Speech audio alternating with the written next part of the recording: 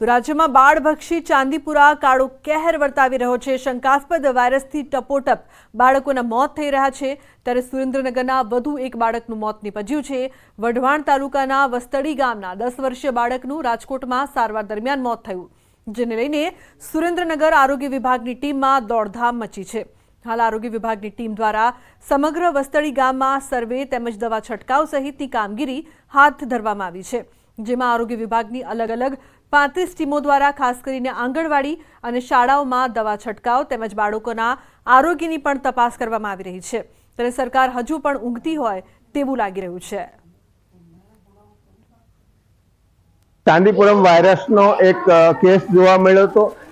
આ દરમિયાન અમે અત્યારે હાલ વસ્તડી ગામના 11 ગામમાં દરેક આંગણવાડી ચિહ્નિત કરી 23 આંગણવાડી છે અને 19 સ્કૂલો છે તથા કાચા કોટડાવાળા લીપણવાળા જે મકાનો છે એ ચિહ્નિત કરી ત્યાં દવા છંટકાવની કામગીરી હાલ પૂરજોશમાં ચાલુ છે। ચાંદીપુરમ વાયરસ છે એ બહુ ખતરનાક વાયરસ છે, જેનાથી બાળકોનો મૃત્યુ દર જલ્દી છે, બરાબર। તો એના માટે શું ધ્યાન રાખવું, એના માટે સાવચેતીના પગલાં માટે અમે સમજાવીએ છીએ। કોઈ બાળકને નાની એવી તકલીફ હોય તો એના માટે અમે દવા આપીએ છીએ।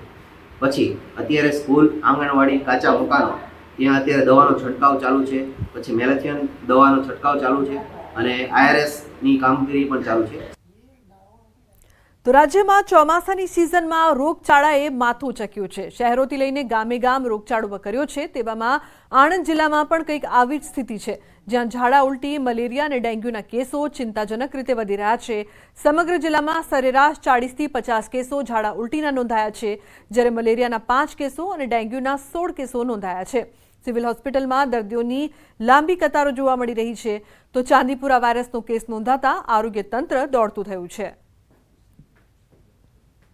આણંદ જિલ્લામાં કુલ 5 કેસ મેલેરિયાના, 16 કેસ ડેન્ગ્યુના રિપોર્ટ થયેલા છે અને ઝાડા ઉલટીના રોજના 30-40 કેસો સરકારી દવાખાનામાંથી રિપોર્ટ થતા હોય છે।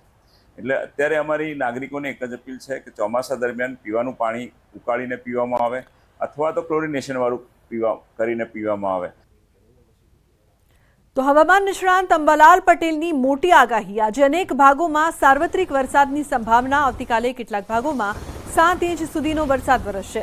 આગામી 24 કલાક અમદાવાદીઓ સાવધાન। અમદાવાદ, ગાંધીનગરમાં પૂરની સ્થિતિ સર્જાશે। ગુજરાતમાંથી બની રહી છે સિસ્ટમ। ઓગસ્ટમાં મધ્યમ રહેશે, સપ્ટેમ્બરમાં વરસાદનું જોર વધશે।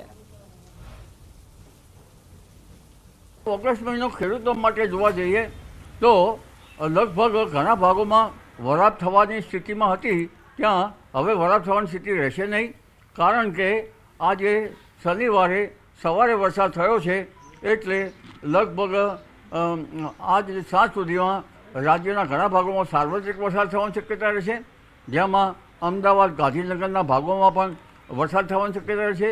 આ ઉપરાંત મહેસાણાના ભાગોમાં ભારેથી અતિભારે વરસાદ થવાની શક્યતા રહેશે।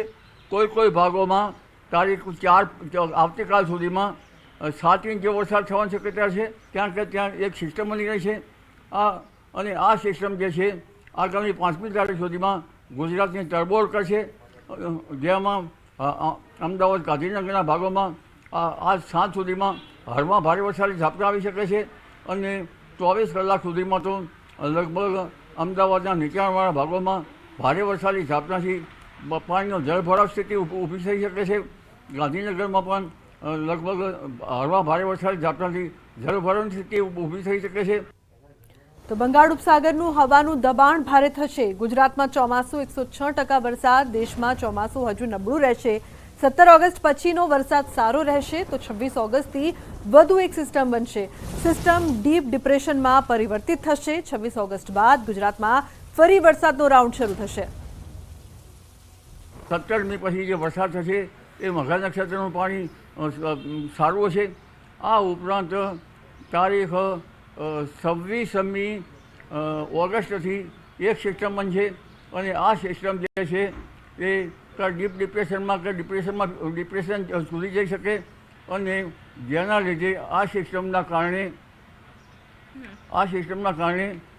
ફરી પુનઃ ગુજરાતમાં લગભગ 28 તારીખ સુધીમાં વરસાદ આવી શકવાની શક્યતા રહેશે। તો આગામી 48 કલાક ઉત્તર ગુજરાત પર ઘાત, ખેડૂતોનો પાક પીળો પડવાની સંભાવના। સપ્ટેમ્બરમાં માખીઓનો ઉપદ્રવ વધી શકે છે. મચ્છરજન્ય રોગની કાળજી રાખવી પડશે. ઉત્તર ગુજરાતના હજુ એવા ઘણા ભાગો છે જ્યાં વરાપ થવાની થોડીક વાર લાગશે. તેવા ભાગોમાં કદાચ ઓગસ્ટમાં દિવેલા વગેરે પાકો થઈ શકે.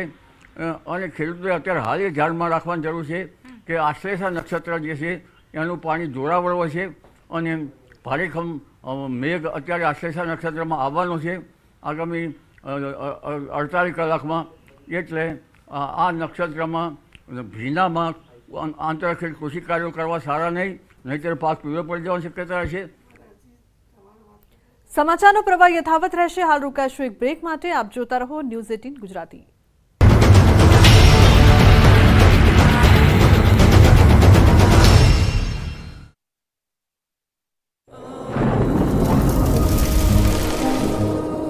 જળવાયુ પરિવર્તનનું જોખમ આપણા દરવાજે પહોંચી ગયું છે. હવે જરૂર છે એક મોટા ક્રાંતિકારી બદલાવની અને આનો પ્રારંભ થશે 140 કરોડ ભારતીયોથી. આ ક્રાંતિ શરૂ થશે એક વૃક્ષથી. એક વૃક્ષ માનવતા માટે, એક વૃક્ષ આ ધરતી માતા માટે, એક વૃક્ષ આપણા ભવિષ્ય માટે. પ્રોજેક્ટ વન ટ્રી ન્યૂઝ 18 નેટવર્કની એક મોટી પહેલ. લુબી પમ્પ્સ, ફ્લો નહીં ફોર્સ.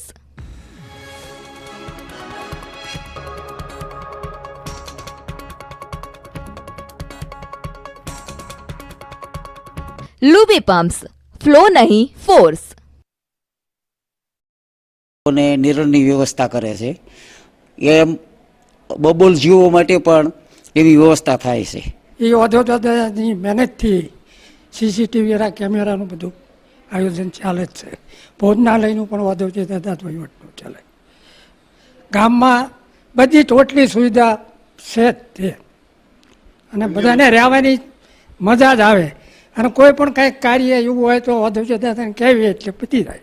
17 વર્ષ પહેલાં અમારે રસોડું ચાલુ કર્યું હતું, કારણ કે અહીંથી બધા વડીલો છે એ જ અહીં નાવડામાં રહેશે, બાકી છોકરાઓ એના બોમ્બે, સુરત, અમેરિકા રહે છે, એટલે એમને જમવામાં અગવડ પડતી હતી, એટલે આ રસોડું ચાલુ કરવામાં આવ્યું. ઉપરવાસમાં ભારે વરસાદના પગલે છોટાઉદેપુરની ઓરસંગ નદીમાં ઘોડાપૂર આવ્યું છે. ઓરસંગ નદીએ રૌદ્ર સ્વરૂપ ધારણ કર્યું છે. ઉપરવાસમાં ભારે વરસાદને કારણે નદી ખુંખાર બનીને વહી રહી છે. છોટાઉદેપુર નજીક ચેકડેમ ઓવરફ્લો થયા. સિઝનમાં પહેલીવાર ઓરસંગ નદી પરનો ચેકડેમ પાણીમાં ગરકાવ થયો. તો જીવાદોરી સમાન જૂજ ડેમ ઓવરફ્લો થયો. નવસારીમાં વાંસદામાં આવેલો છે ડેમ. જૂજ ડેમની સપાટી 167.55 મીટર સુધી પહોંચી. નીચાણવાળા વિસ્તારના 24 ગામોને એલર્ટ કરાયા. ડેમમાં 84.650 પાણીની આવક છે. વાંસદા, ચીખલી અને ગણદેવી તાલુકામાં આવેલા 24 જેટલા ગામોને એલર્ટ કરાયા છે. નદી કિનારે ન જવા માટે વહીવટીતંત્રએ લોકોને આપ્યું છે સૂચન. નવસારી જિલ્લામાં આવેલા બંને ડેમ ઓવરફ્લો થતા ખેડૂતોમાં ખુશી. આ બાજુ સાબરકાંઠા જિલ્લામાં વહેલી સવારથી વરસાદી માહોલ જામ્યો. હિંમતનગર સહિતના આસપાસના ગ્રામ્ય વિસ્તારોમાં વરસાદ નોંધાયો. વરસાદથી નીચાણવાળા વિસ્તારોમાં પાણી ભરાયા. વરસાદથી રોડ પર વરસાદી પાણી ભરાતા વાહન ચાલકો, રાહદારીઓ પરેશાન થયા. બીજી તરફ હળવા પવન સાથેના વરસાદથી ખેડૂતોમાં ખુશી છવાઈ ગઈ. મોડાસાના ગ્રામીણ પંથકમાં પણ વરસાદે જમાવટ કરી. ઇસરોલ, ઉમેદપુર, ટીંટોઈ પંથકમાં વરસાદ પડ્યો તો 4 દિવસના વિરામ બાદ ફરી નવસારી